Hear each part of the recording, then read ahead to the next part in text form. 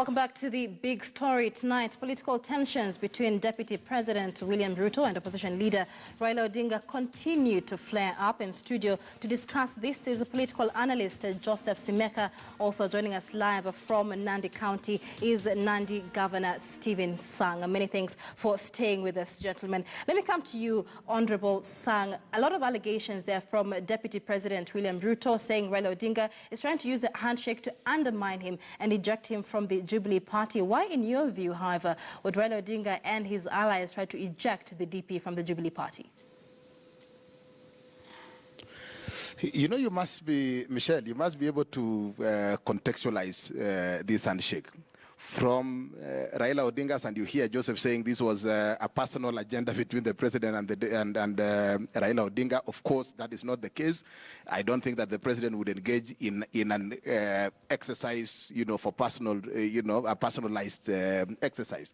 However, what is clear is that quite a number of people led by Raila Odinga is uncomfortable with the fact that he expected the handshake to be, a political bonus to him. However, if you look at what the deputy president has been able to do, because he was genuinely supporting the handshake, William Ruto is now the only, not even the only, he is the key proponent of the handshake. He is the one who has gone out of his way from the coast all the way to Nyanza, to Western, to Northeastern, bringing Kenyans together. This is the essence of the handshake. However, Raila Odinga, who thought that, the handshake was going to give him an opportunity to manipulate processes in this country and ensure that he appears as if he is the key driver of the handshake, he has realized that he has lost the script. Now he wants to create some bit of division, some bit using deceit and dishonesty, which is, his own, his political characteristic all along. That is what Raila is all about. Division, creating chaos. Now he wants to export this kind of confusion that he has had in NASA, previously in CORD, to try to bring to Jubilee. You will appreciate, Michelle, that since the coming up of Jubilee, all the way from 2013 to 2017 all the way to right now, you have never seen the kind of division or suspicion within Jubilee. We have always worked together as one single entity. Raila comes in and through the handshake wants to appear to be the prefect, telling us that we have agreed with the president, but this was personal to the president and myself. The deputy president was not aware. Quite a number of political, and this is actually what William Ruto was calling political conmanship. This is somebody who believes in deceit. So Raila Odinga, we understand the pain is that William Ruto has taken the handshake and taken it out of State House and out of Arambe House, taken it to where it was meant by the president. At least I can confirm that the president meant that. To the coast, to Northeastern, to Nyanza, to Western, because we want to unite Kenyans. Well, and this is because it was our political ideology all along. The question, Honorable Sang, is how honest or how sincere is the Deputy President being? We've just heard from National Assembly Minority Whip Junet Mohammed there accusing the Deputy President of orchestrating last week's rebellion in Parliament against the Finance Bill, which we know President Uhuru Kenyatta was highly supporting. You will understand that members of Parliament from Jubilee were invited to State House for a PG. The person who chaired the meeting was President Uhuru Kenyatta. The person who facilitated the meeting was Deputy President. It was a party decision. I can confirm from my members of Parliament from my region, from our party, that they were all marshaled by the Deputy President to toe the party line. And therefore, this kind of, I can tell you, this is again exactly what we are saying, political conmanship. You want to create a wedge between the president and the deputy by saying, Raila Odinga supported, the VAT, 8% VAT, William Ruto did not support. All this is, dishonesty, the political dishonesty that we are talking about. William Ruto marshaled members of Parliament from the Jubilee side to vote for the position that was agreed in State House. So this kind of dishonesty that you see from, Raila Odinga and his team is clearly an attempt to try and create a wedge between the president and the deputy president. And that is why the deputy president was warning them that Our ideology in Jubilee is that we are together. Right. Those who think that William Ruto can get out of Jubilee may not understand what is actually who Jubilee is. Jubilee is Kenyans brought together by Uhuru Kenyatta and William Ruto. It's the same question our lead reporter, Sophia Onuna, was asking Honorable Ichung'wah earlier on. I mean, you accuse Raila Odinga of trying to create a gap or trying to bring cracks between the president and the deputy. But this is something we've been seeing way before the handshake. A lot of people kept saying, the relationship between the president and his deputy is openly, on the rocks as it is.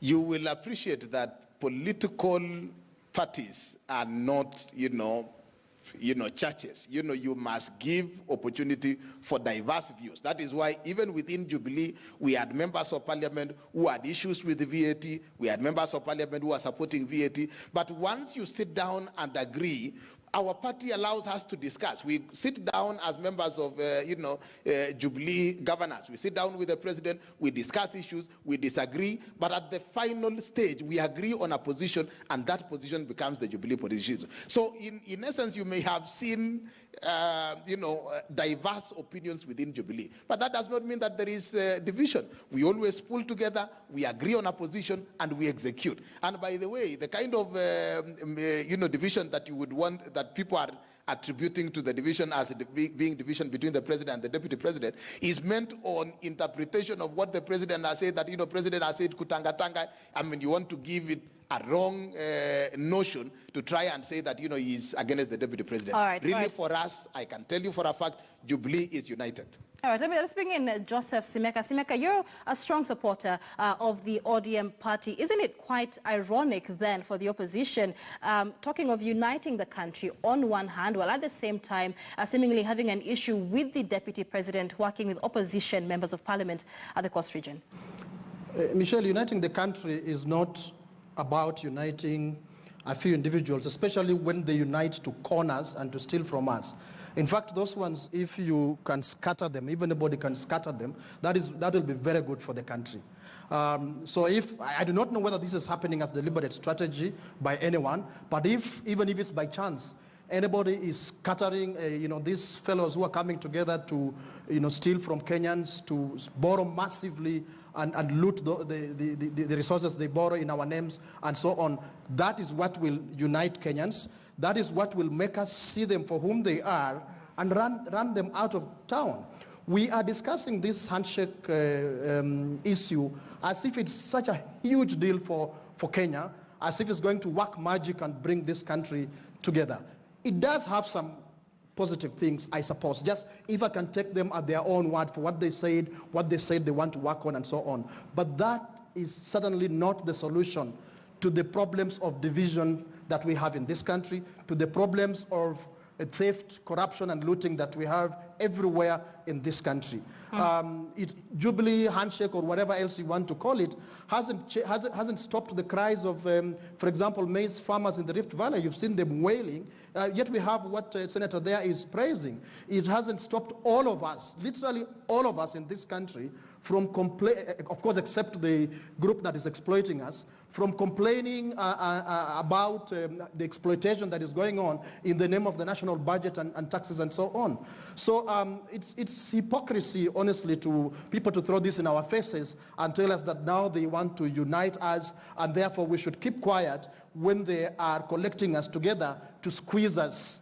We should clap for them and keep quiet and say that, we are together, we are getting united. No, that shouldn't happen. That should not be allowed to happen. Well, do you then agree with critics of the deputy president that he is looking for an excuse or scapegoat in Raila Odinga to exit the Jubilee party on his own volition? Well, clearly some things that are happening in the country are not working in tandem with what appears to be William Ruto's strategy for 2022. I mean, throughout he talks anywhere and everywhere he goes, either by himself or through his agents. It's all about 2022. So when certain things happen that they seem to destabilize that, they seem not to align with the rest of his ducks the way he has lined them, it upsets him, it rattles him, of course.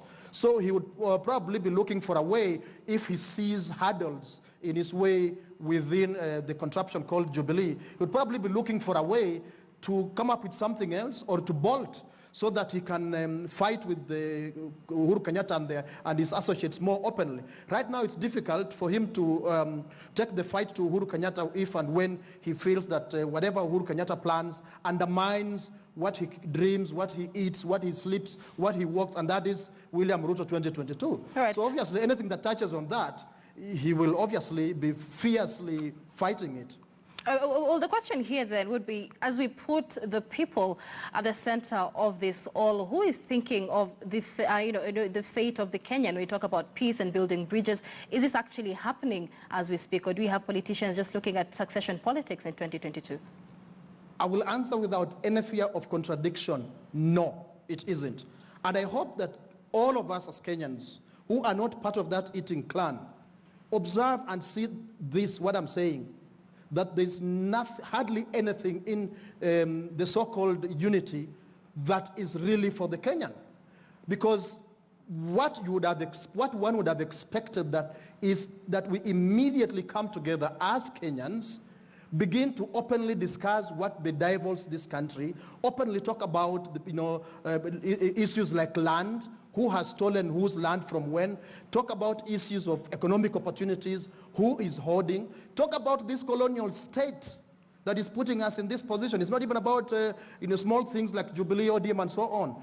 It is about the predatory colonial state that we need to be dislodging if we ever hope to solve the problems we have in this country. All right, so if this arrangement cannot deal with things like those, then it will not be taken as anywhere sustainable as Kenyans. All right, let me bring in Honorable Stephen Sang, even as we wind up. Raila Odinga seems to think it is the current war on corruption that seems to have sent shivers within the Jubilee Party and through the Deputy President William Ruto, seeing him react like this. What is your reaction to the same?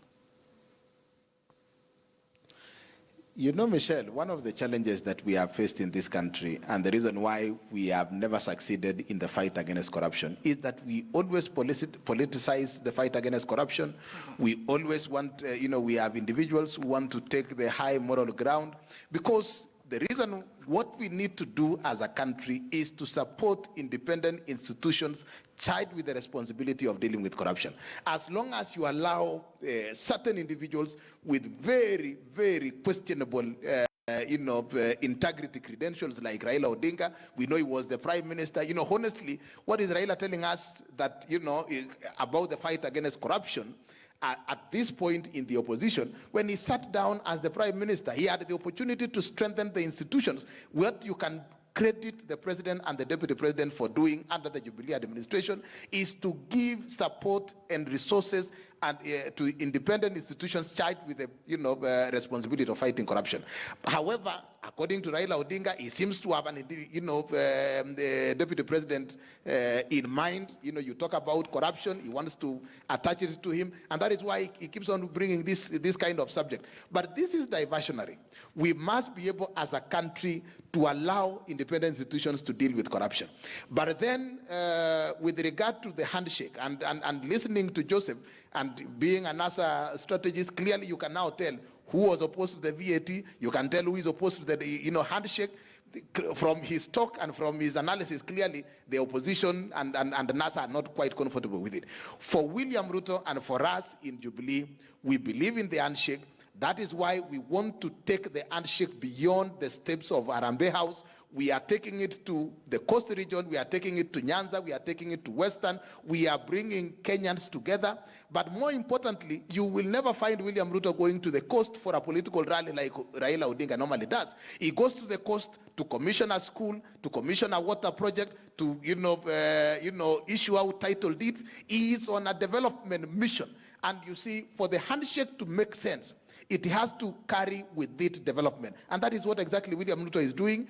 Unfortunately, that is a platform that Raila does not, a platform that Raila does not believe in. That is a platform that he has never enjoyed because now he is in the opposition, and he feels that William Ruto is taking the credit and the position of being the ambassador of the handshake. That is why there is a lot of this jittery from Raila Odinga and his team. All right. Asimeka, having heard that very briefly then, where does this leave President Uhuru Kenyatta in consolidating his relationship with his deputy, as well as his newly found relationship with Raila Odinga through that handshake? Well, first of all, of course, I won't worry too much. Just one thing I want to say first before I respond to that. When I hear a governor talk about a deputy president or even a president bringing development to counties, and this is a governor, you know, the people we have given responsibility to spearhead the agenda for development at the local level, ensuring that they involve people because they are local leaders. It is sad to imagine that we should sit there and wait for William Ruto, Uhuru Kenyatta, and whoever else to come to our counties so that we can clap for them when they come to launch, some borehole or some other such thing. That is the tragedy of our nation. All right, very briefly, now, about Uhuru Kenyatta and William Ruto, I believe the die is cast, Michelle. I do not think much is changing. Unfortunately for Sang's people, everything that can be politicized will be politicized. If it works for Uhuru Kenyatta, he's going to use it. So, and that's why I told you the political competition, intra-party, intra-coalition, and inter-coalition has not stopped. So I do not see anything stopping Uhuru Kenyatta to achieve whatever he wants to achieve for himself as Uhuru Kenyatta. But we should not confuse that as an achievement for Kenya. All right, many thanks. Joseph Simeka is a political analyst and ODM stalwart. We've also been speaking to Honorable Stephen Sang, who is the governor, Nandi County, joining us live from Nandi. And that is the big story tonight. Is it the ouster or the exit of Deputy President William Ruto from the Jubilee Party? Perhaps only time will tell. My name is Michelle Ngelio Odhiambo. Many thanks for watching. KTN Prime is up next with Akisa Wandere. Good night.